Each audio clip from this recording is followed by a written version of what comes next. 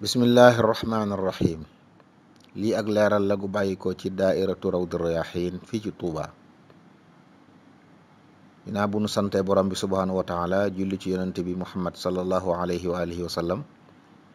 daaira bi mi ngi yëkkati kàddoom di ñaawlu, di naqarlu, di wane ak ñàkk àndam ci kàddu yu ñaaw, kàddu yu kéefër, kàddu yoo xam ne ak wedd yàlla la wundu te ki ko wax ci ak tayif ak jublu ci la ko waxee, jëme ko ci alquranul karim, téereb yàlla bu tedd boobu yi nga xam ne borom bi nee na daray neen jegewu ko fenn, lépp dëgg la. daayira bi mi ngi naqarlu di ñaawlu itam ñi taxaw ci wetu waajooji yi nga xam ne nëbbutuwul, day dox ci di mabbu luy mabbu ay jikko ci ay wax, ay kàddu yu ñaaw yu rafle yoo xam ne lépp làmmiñ mu ñaaw la, ñàkki teggin la, yooyu ku ci ay jikko la. mi ngi ñaawlu taxaw ci wetam di tasaare ay waxam, di ko siiwal muy jàll ci nit ñi.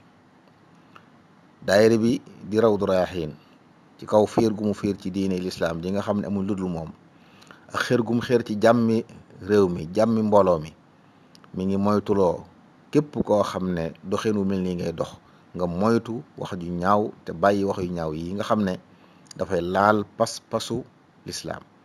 mi ngi soññ ñëpp ñu teggiinu ak muqaddasaat yi nga xam ne moom la lislaam am te ba ci jiitu mooy alxuraanu karim.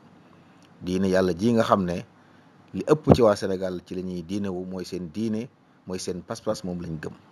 réew mi nag réewum mbañum rus la, réew mu mbaax la, kon ku fi nekk war nga bàyyi xel loolu. mi ngi woo ñëpp it ñu tënku ci mbaax, tënku ci njub ak tegu ci yoon ci seeni wax ak seeni jëf.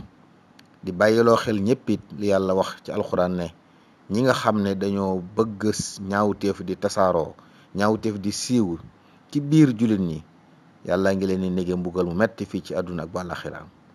di bàyyiloo xel it ñëpp la yonent yàlla muhammad alayhi salaam waxoon ne ki yées ci nit ñi wàcc waaye fa yàlla bu yowmal xiyaamee mooy koo xam ne nit ñi dañ koo bàyyi ngir moytu làmmiñam wu ñaaw, ak lim waxoon ne yàlla bañ na ku ñaawu làmmiñ ak waxkatu lu bon.